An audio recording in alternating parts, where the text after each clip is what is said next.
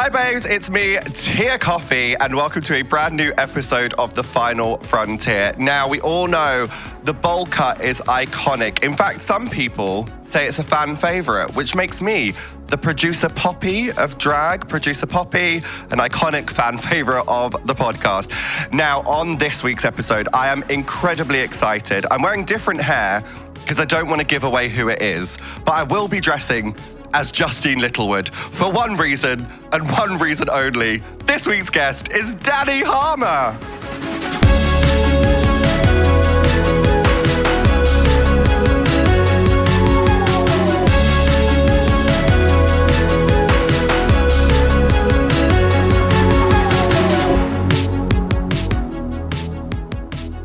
Honestly, it'll be so casual. I'll just say, Dani, hi, and then we'll start talking. Dani, hi. That's the whole thing. So it's a good intro. Honestly, there have been times where this bit has been used at the start. So for all we know, we've already started the podcast. Fabulous. Dani, hi. Even my hairy legs. Yeah, they'll make it in. No close-ups on that, please. Oh, yeah, no, you really don't want to. It's thank about you 3 days growth. Anyway, sorry. No, that's good. Thank you for sharing.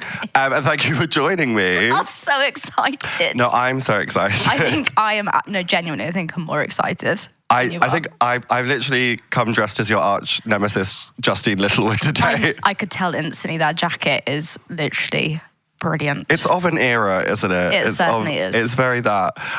Right, we must talk about, the whole premise of this podcast is fandoms. Mm-hmm. We discuss fandoms. And I have first-hand experience of witnessing your fandom because we met last week for the first time at Girls Aloud, which we are both big fans of. Huge fans. Massive fans. But the response, after Girls Aloud were finished, the response, and I will point out, for the benefit of anyone who wasn't there, Rita Ora was there. Rita Ora, I know. Graham Norton. Yep. Rylan. He was there. Not to name drop or anything, but not an eyelid was battered at any of these people.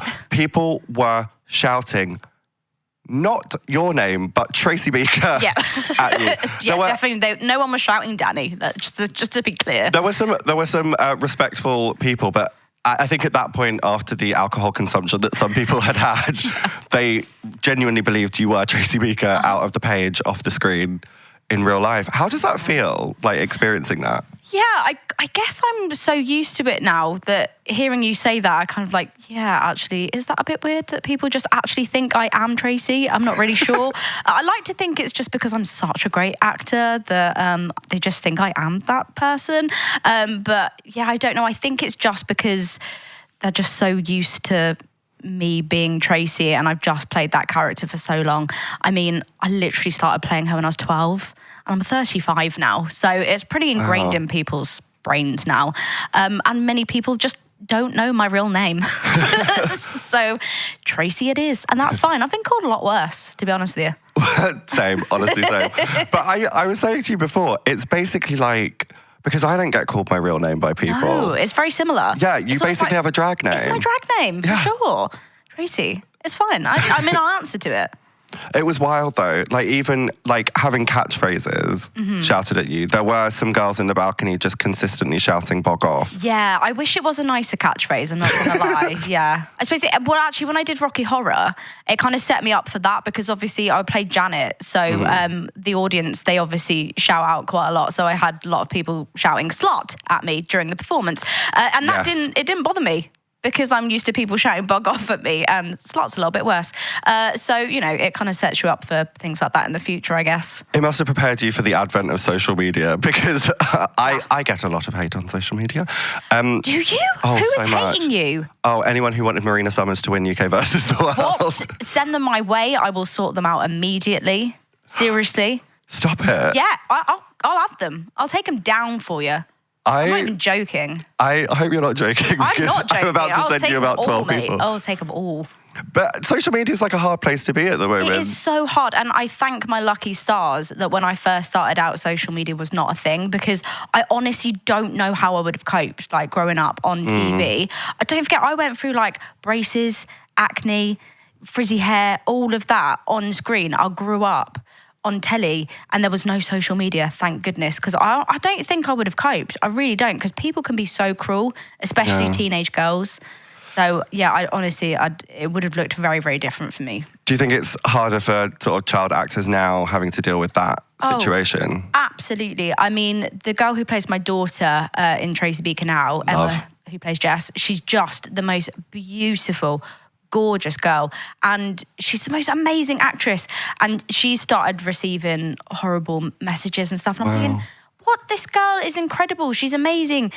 There's nothing to hate. How are you sending her horrible messages? And I'm gonna don't even start with her, honestly. And I just, I'm trying to be there for her as best I can, but obviously I didn't experience that because it wasn't around. And yeah, just watching her try and deal with that and navigate that is so hard. And it's already hard enough being a child actor because you're trying to navigate, your education and also working at the same time. And there's already enough trying to balance that, with that on top of it. It's just rubbish. So back off, everyone. Yeah, just everyone calm down. Yeah, just calm chill down. out. Like, who are you? Go and do something. Go outside, breathe some air. Touch grass. Something. Yeah, seriously. Very that. But I mean, she must also experience a lot of love.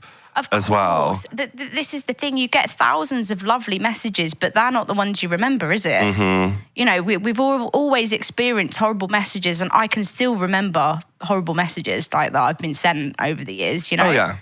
I think the first horrible messages I've received was probably when I was on Strictly. And that was when, we're going back many, many years. I did Strictly in 2012, I think it was. Okay. I was a size 6 back then, and I was getting called fat. And this is pre-children. Wow. Do you know what I mean? And I was thinking, what? I'm getting called fat? I was like, I'm tiny. How am I getting called fat now? And I still remember all of those messages. I'm 35 now and just nearly double the size. And I was like, I would love to have that body now. You hang on to it though, because I still remember the first hate messages that I got when I did season 2 of Drag Race. And that was nothing. At the time I was like, oh no, that's so upsetting. Coming back and doing it again, it's gotten so much worse. And I feel like that's kind of the way social media has gone, that people are getting more cruel. Yeah, and I don't understand because it feels like there's more love out there as well. But yet the hate seems to be, maybe the hateful people are just that little bit louder. I don't know. Yeah, it does. It seems like when people get into groups and they sort of focus on one sort of negative thing, that noise almost outweighs the positives that you get. Yeah. But you've got to hold on to the good things. Yeah, we do. Come on, people. Power in numbers. We've just got to be nicer. I totally thought we were just going to talk about the story of Tracy Beaker and all of that kind of thing, but we got very deep. We did, didn't we? We got deep, and we got deep quickly. Well, it's your natural motherly quality I feel coming out. I had children and I got deep very quick. How do your kids find it? Have they watched the show? So my eldest, so she's just turned 8. She put it on the other day, actually. I think she got about 5 minutes into it and she was like, Mum, this is really boring. I was like, fair enough. So is that the original series? That's the original series. So I don't think it's for her just yet. I don't know whether it's just maybe it looks a bit dated for her, because don't forget it is 23 years old? Yeah, that's weird. Maybe it is just maybe it looks a bit old. Because I was thinking, I was like, maybe it has just dated a bit. Oh my God, it's 2024. Yeah. So kids are now watching that we watch stuff from the 80s. That's horrific to think out loud. I literally just sprouted so many grey hairs when you just said that. I was a little bit sick in my mouth then. I didn't think about that. She genuinely just was like, this is a little bit boring.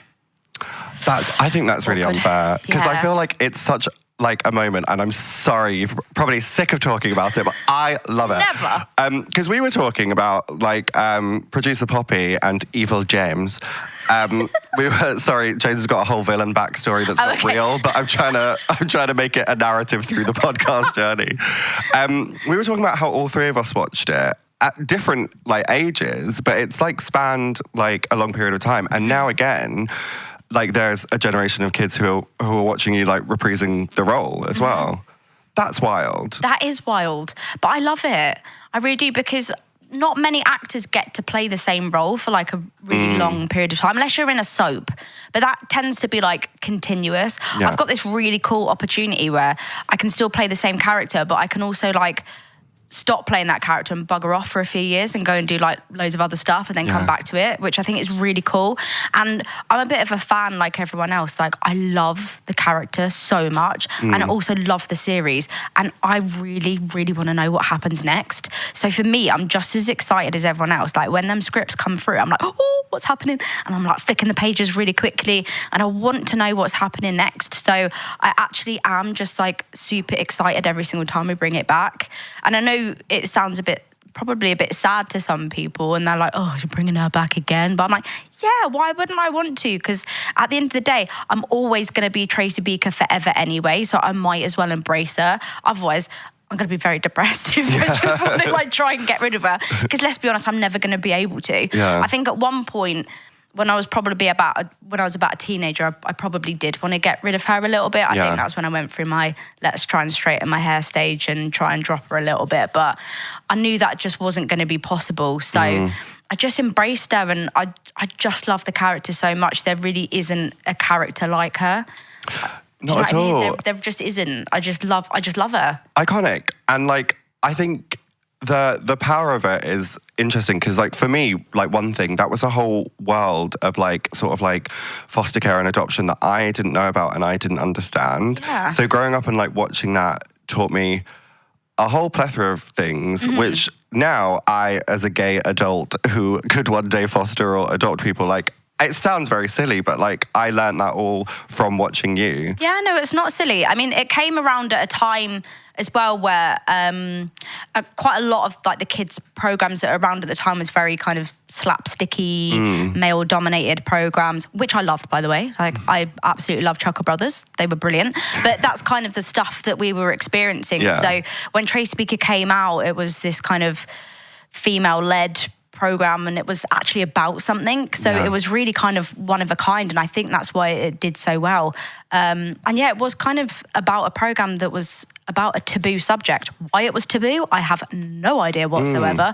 And yeah, it kind of gave kids a reference point really about care experience, For sure. whether it was correct care experience facts or not, because some of the program, rightly or wrongly, did some interesting topics for sure. Okay. I think if you speak to some care experience people, they either love the program or really, really hate it. Okay. You know, it depends on what their experience was. I've met many, many care experience people over the years, and some are like, that really wasn't my experience whatsoever. You made it look really, really fun in there. And I totally get that. You know, we were doing a kids program. I'm sure some care experience people definitely didn't have food fights every 5 minutes. Do you know what I mean? Yeah. But, you know, I've also met hundreds of care experience people who absolutely love the program so much and can't thank you enough for making it, you know. So very, very mixed bag for sure. For sure. And I think I do sort of like understand that perspective, but I think also the stories that were told, while there may have been a very gentle approach because it was for younger children and things like that, like it was still important stories.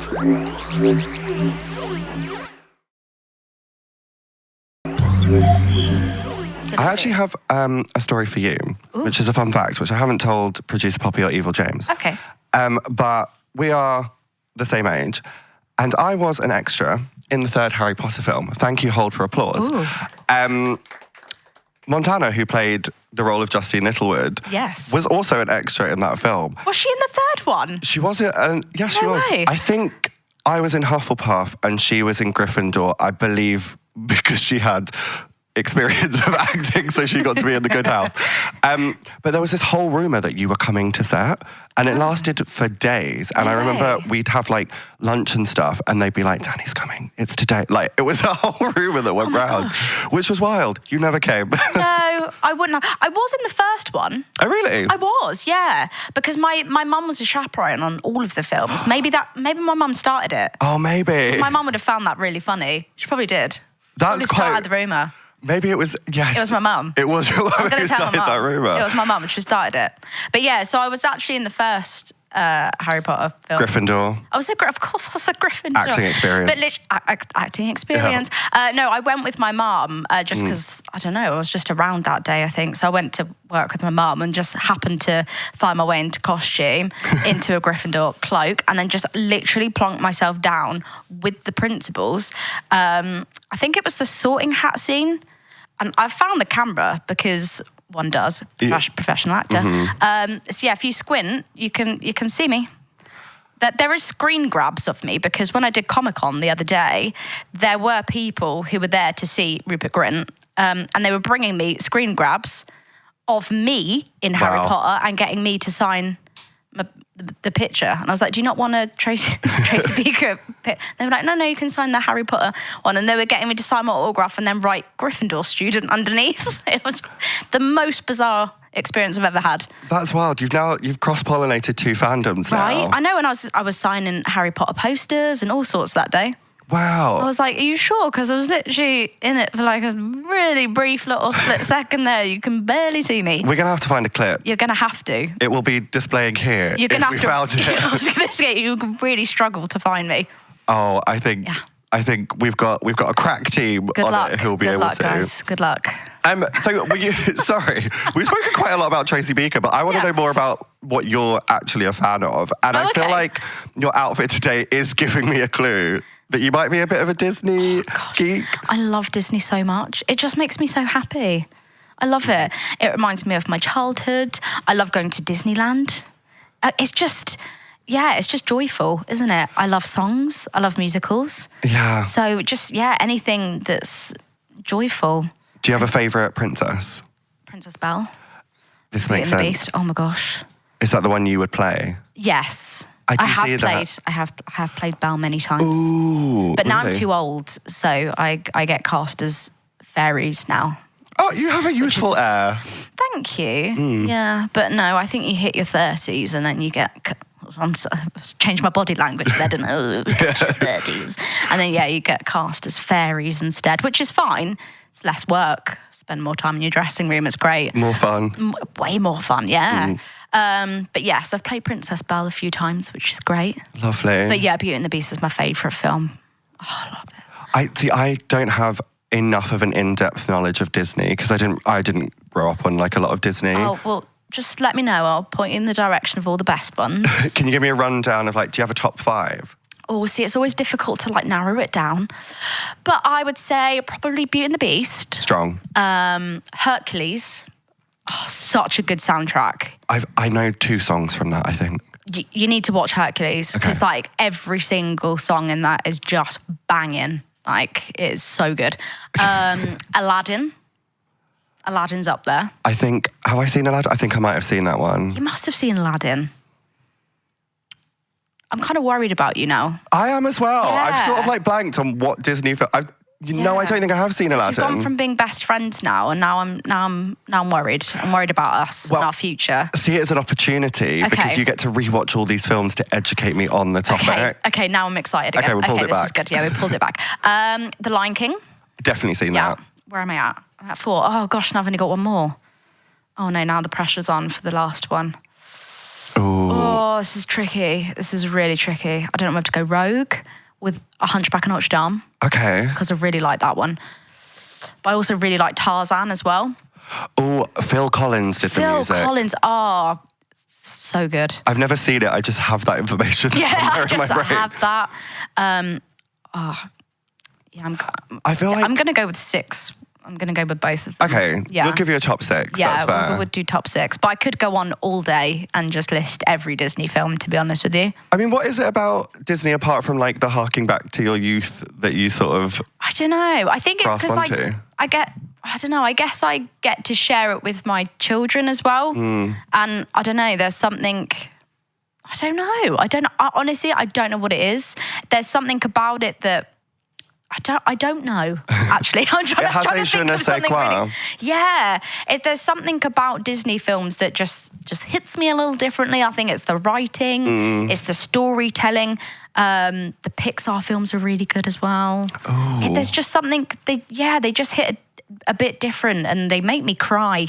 There's a comfort in that familiarity, though, as well, I think. There totally is. The Toy Story films, oh, man...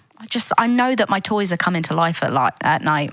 They really are. Was it the 3rd one where they had that horrible scene where they nearly went into a furnace? Oh my gosh, I really thought they were going to kill off the entire cast. That was wild. And so my kids watch that pretty much every day still, Toy Story 3. And every single time it gets me. I still think they're all going to die. It's a lot. I don't know how they make you empathise and feel so much like pain and heartache for toys. Right? And their drawings. And there I am, like, booing my eyes out over drawings. It's mad. But that happens to me with The Lion King. Yeah. I'm like, oh, like when Mufasa... Mufasa dying. Oh, man. Every time. Holy moly. The Lion King was the first musical I saw, I think. Or maybe it was Fame, weirdly. I think it was The Lion King. Yeah, it's good. On stage, West End. It's a great show. Big elephant coming down the aisle. Yeah. Changed my life. Oh, that's got to be one of the best opening numbers in a show ever. Oh, for sure. It's beautiful. I'm trying to think of more like iconic opening. Are you a big musical theatre fan? Love musical theatre. Oh. Do you have like musical theatre. A dream role in musical theatre? Ooh, it's tricky because I don't think I can sing that well. But if I could sing really, really well, my favourite show of all time is Les Mis. Okay. But I'd actually want to play Madame Thénardier. Fun part. Doesn't require like the most singing. No, that's true actually. Maybe I could pull it off. I think you could. That's fun. Or Javert. Valid. Go for it. Could give it a go, couldn't I? I'm a Cosette, personally, Oh, so... you'd be a lovely Cosette. Thank you. You're welcome. 2 octaves lower, but thank you. I don't know, you could try. No, very much a bass. Very much a bass. I can see you... Right, I know everyone listening or watching at home, I bring up Six the Musical every episode. I can see you as an Anne Boleyn in Six the Musical. Yeah, I would have fun with that one, to be fair. I would. I would. Or a Catherine Howard. I can see you as a Kay Howard. I know I'm not exactly like very sexy because I can't really move my body like that, but I can try. But I feel like you could rock on the ponytail. So I could try. I can definitely see the Boleyn because of the sort of like, she sort of has like a fun, punky edge. Yeah, and it's the accent, isn't it? Oh my God, that's wild. Right, we've got to start a campaign. Right. I feel like I want to see you as Anne Boleyn in Six the Musical. Could try that. You've had your time as Belle. You've done it. Done it. Been there, done that. Now we need a Boleyn. Okay, cool. Oh my gosh. Or actually, maybe we should go back to Belle and I'll play the Beast. Okay, that could work. I get really excited by casting things. Me too. It is my favourite game. Fabulous. What else should I be in? I could do all of the musicals. Well, I mean, Phantom. I could be Phantom of the Opera. Yes. Try that. I could be Christine. No, I'll be the chandelier falling from the ceiling, but I'll do it like Tom Cruise in... What's that film called? MI5. Mission Impossible. Mission Impossible. That's the one. Not MI5 at all.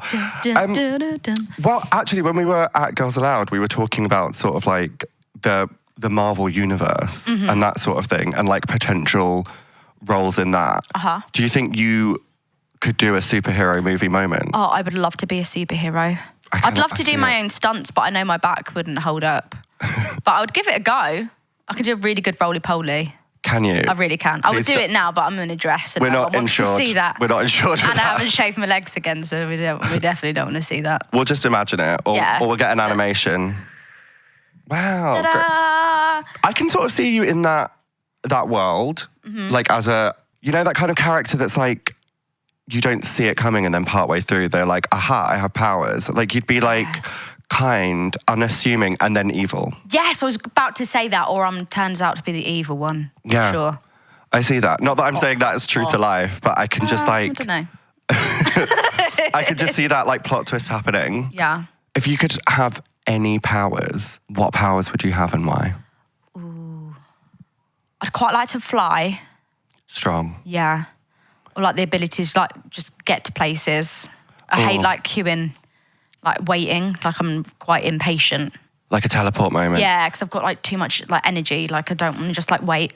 Oh, come on. I have like a real issue with flying as a power because like when you see it and like people have the ability to fly, if they go really high up, they're going to like struggle because there's less oxygen up there.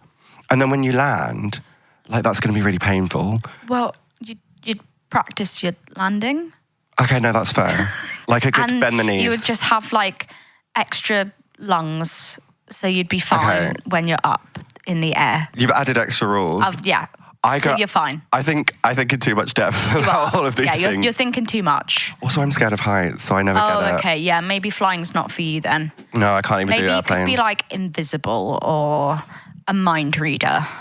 Ooh, I have fear of. Although invisibility. maybe not mind reading, because you probably don't want to know what goes on in people's heads, because it could be a bit... Well, they tell me enough on social media, as we discussed. I don't need to be a mind reader to find that out. Yeah, we don't want to know that. I feel like it's very difficult with invisibility. We've gone on a tangent, and I'm staying here. We have.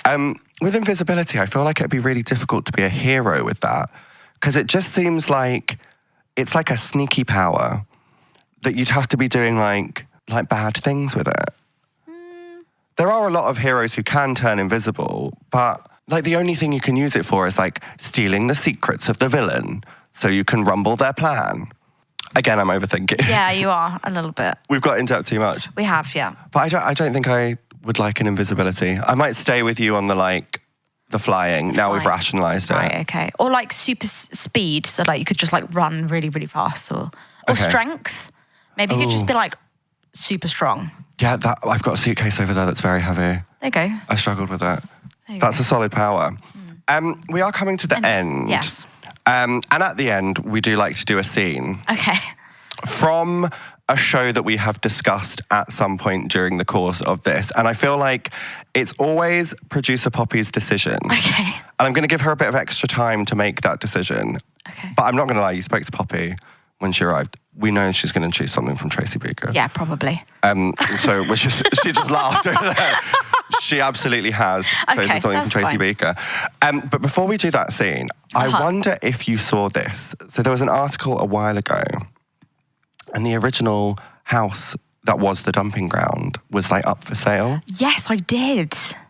The number of people who, like, I had a WhatsApp group of people saying, should we club together so we can all live in the dumping ground? I had the same thing. I was like, probably not, because I've got children, so I can't just abandon them and move in with you. Yeah, but I kind of thought about it for a second, not going to lie. I mean, it's been great. It would have been iconic had you come into possession of the dumping ground itself. Dumping ground. But I mean, it would have cost a bomb, though. Oh, yeah, isn't it in West London? Yeah. Yeah, it's too expensive. Yeah, none of us can afford that. No, it would have taken about 50 of my friends clubbing together. But it must be wild to think, like, that place that holds such an important place in your sort of like youth and growing up. Yeah. There's probably just like a family living there now. And I know, it must be so strange. And I wonder if they even know they are now living in the original dumping ground, or whether they just moved into this house not having a clue. Should we take the cameras now, turn up and knock on their door? Let's go. And be like, hi, it's Justine and Tracy. Hi, let us in. We want to explore. Have you ever been back to like that place at all? No, or seen it? Because we did like the original series there, and then we all kind of moved the whole series up to Cardiff. So we kind of never went back after that. That makes sense, because there was a point where like half the cast were Welsh. Yeah. It's like, why are you all suddenly Welsh? That's so weird. I never worked that out, but now that makes total sense. You don't think about it when you're a kid though, do you? It's only like looking back. And then when we did Tracy Beaker Returns, we did it in Newcastle, hence why most of them kids are Geordies. Wow, okay, no, that makes total sense. Yeah.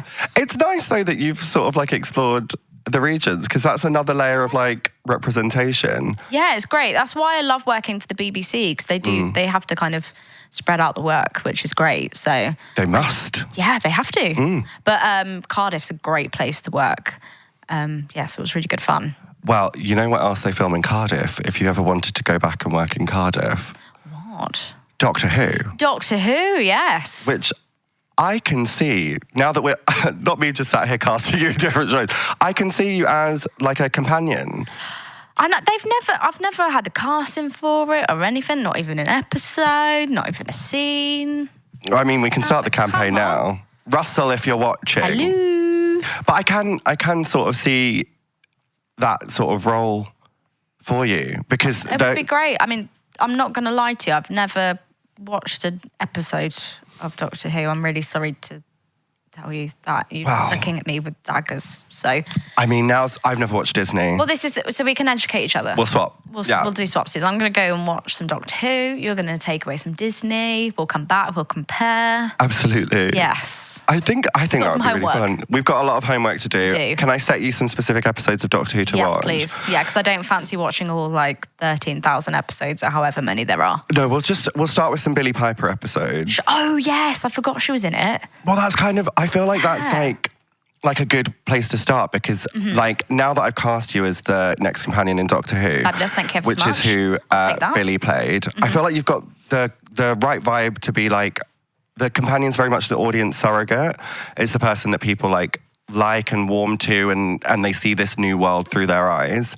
And I can see that. Great, thank you ever so much. I'll play the doctor. When do I start? Tomorrow. Brilliant. We're filming it in here. It's all green screen. Great, I'll tell my kids. they can come and watch. Great. They can operate one of the cameras. Fabulous. But Poppy is lacking, which means we have come to the time. Poppy, you're not wearing your bowl cut wig today. Annoying. Oh, no. Which means Poppy has selected a scene for us to do. And Poppy, what have you chosen? Was I right? Yay. Okay. I'm so excited. It's a compilation of the best Justine and Tracy. Oh my gosh, I'm so excited. Okay. These are handwritten by Poppy. Oh, we both get a laptop I'm so today. excited. The budget's gone up. Am I playing Tracy? I mean, Poppy has decided that you will be playing Tracy, but I think you're allowed that decision. If you've ever dreamed of a Justine moment. Playing Justine. I don't mind. I can play Tracy if you... But unless you've got a dream of playing Tracy. I think from my ponytail today, I've always dreamed of being Justine. Then I do not want to take that dream away from you. Thank you. And I think we must give the people what they want. Because, right, this is another fun fact. I feel like I brought you here and I've just mostly spoken about myself, which is rude. I'm a terrible host. There was a massive rumour, because when I filmed Series 2 of Drag Race, there was a huge rumour that I was doing Justine Littlewood for Snatch Game and someone else was doing you for Snatch Game. Yeah, it got back to me that you were going to be me. Yeah. And so I was like, oh my gosh, someone is finally going to be me on Snatch Game. I'm so excited. And I thought it was you that was going to be me. Mm. So I was like, and then no one was me. And I was like, So who started the rumour? I have no idea. It was RuPaul, wasn't it? It was Ru tweeted at Michelle. It was Ru? Ru and Michelle just starting rumours. I nearly did it this time around, though, because of that rumour. I was like, maybe I will finally do Tracy Beaker for Snatch Game. I need someone to do Tracy. It needs to happen. I mean, I think you need to be a guest judge. Oh my gosh, don't. It would... Could you imagine me being a guest judge, though? Because I don't think I would be able to speak. I would just be sat there in my own tears and urine. I would be sick on myself. I'd probably pass out. Like, I honestly don't think I would be able to string a sentence together. Honestly, I think it would be amazing if you know when they do the acting challenges and it's like based on an existing show. Yeah. If they did one based on Tracy Beaker, you guest mentored and judged. Oh my God, stop it. I think it'd be amazing. It might be inappropriate because I've just thought of the humour that they usually put into these things, and it is a kids show. It's a kids show, and it's also about kids that don't have parents and stuff. Yeah. So I'm not sure. Or maybe it could be, hang on, I'm writing this for you, BBC, take note. Come on, BBC. It's about a group of drag queens who don't have drag mothers, so they're trying to get adopted into a drag family. Oh my gosh. That kind of makes it okay. You're actually a genius. Oh my God, we're not doing the scene, we're writing this. Right, you have connections, so this absolutely needs to happen. Okay, I will literally, hello, Ru. Seriously, like, I need it. If I ever actually stepped foot in there, I do think I would crumble as a human. You'd be very focused on how cold it is. I don't know. I don't think you understand, like, it's taking a lot just to be sat next to you right now. Me? Yeah. Your arch nemesis, Justine Littlewood. But I'm like welling up just thinking about how exciting that would be. I think we must campaign to make it happen. Let's campaign. Okay. Let's campaign. You could just, like, I don't know, ring Michelle and just be like, hi.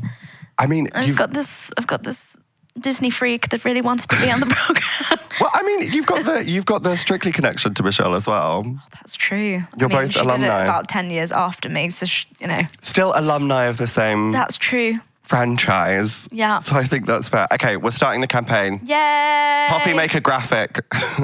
Yay, graphic. Here. That's yes. Oh my gosh, but like, okay, can we get it in like a flourish of, none of this gets cut out, by the way. Me monologuing about what I want on screen always remains in. No edits. Yes, just an animation here, and this is starting the campaign. Yeah, maybe it looks like a political, or maybe we can put that music that's like da da da da da da da, yeah, in the background. Okay, well, we'll find out. For me, I will make Drag Race really fun. I'm a really big fan of Drag Race. I think it's going to happen now. I feel like we'll just turn this into one clip and then I've also been working for the BBC for nearly 30 years. They owe me one. 30 years. I have a gold Blue Peter badge. Does that count for anything? I have a gold Rue Peter badge. And together, that means I should be a guest judge. Yes, I think that's very fair. I think that is fair. You've got an actual... Wow, you've got a gold Blue Peter badge. That's so cool. I don't think it really means much. Well, I mean, it means a lot to me. You can go to London Zoo for free.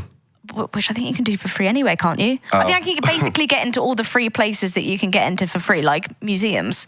Oh, were they always free? Yeah. Did Blue Peter just blag it and say, like, with a badge you get... Yeah, pretty much. But the Queen had one, which is pretty cool. That's cool. And David Beckham's got one. That's very cool. Yeah.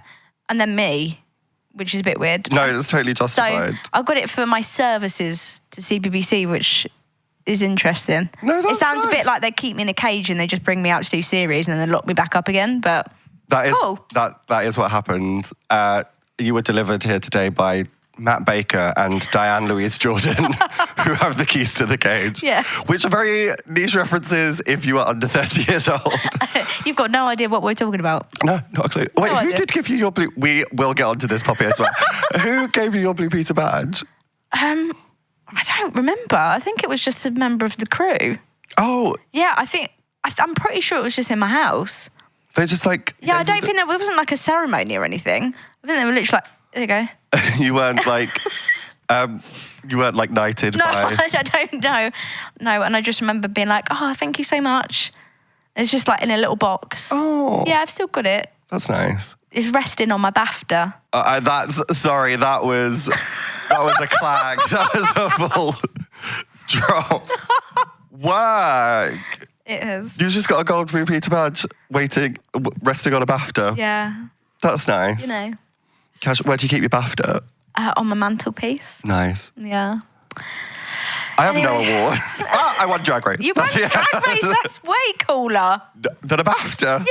No, it's not. It is. I'd rather have I BAFTA. think it's cooler. Okay, well, we can swap. I'll give you a crown and scepter. Yeah, you can take my BAFTA. I'll swap that. I'll sell it on eBay.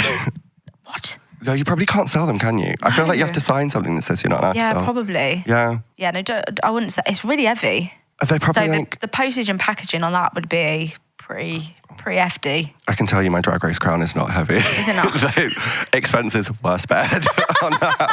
Trust and believe. Right, Poppy's looking at... Anyway, should we do... yeah. Yes. Yes. Tell me if you remember any of these moments. Okay. Okay, it's shouting. Do you need to get into character? No, it's okay. It's like putting on a pair of comfy slippers. I also can't really sight read, so this might go terribly wrong. Oh, nor can I. Brilliant. I always just pause and I'm like, what am I saying? And then swear. Fabulous. Yep. Oh, I can't swear in public because I'm Tracy Beaker, so... Do you actually not do it for that reason? I never really swear in public. No. Which is weird because I've got like a proper potty mouth in real life. That's wild. Yeah. I found, because I was like, oh, family-friendly drag queen from Drag Race. Like, I never swear online or post anything. No. But since doing this podcast, I'm like, like, so please beat that because, like... bleep that out. Yeah. It's in my presence. Couldn't... No, true. Can we actually... Yeah, can you... seriously, like, censor that. Family-friendly. But, like... I just forget. This is the problem with doing this. It's like I just end up having a conversation with someone and then I'm like, oh, I'm holding a microphone. When did that happen? So I just forget that I'm actually doing things. Speaking of, should we do these scenes? And then you may continue to live your life away from this room. Well, no, because I'm staying, because I want to see Cheryl. Okay, we'll meet Shares. Can we do an on-camera reunion and set it in slow motion to Especially For You by Kylie and Jason? I don't know why that came to mind. I love that song. Especially for you. I'm gonna hurt about it. Anyway. Right. We've got 1, 2, 3, 4, 5 little Oh, 6. It goes on to a second page. We've got 6 snippets. So would you like to do excerpt number 1? Yes. I've written about how upset my foster parents were when I made them bring me back, so I've drawn a picture of them crying a river of tears. More like tears of happiness by getting shot of you. Dun, dun, dun, dun, dun, dun, dun. See, I feel like we should put a snippet of the Tracy Beaker theme tune after each of these. After each one. That's so fun. Number 2. Oh, it starts with me. Oh, sorry, I forgot you don't belong to a family, do you? So, you don't belong to a species. Why did that actually hurt? You've actually got tears in your eyes.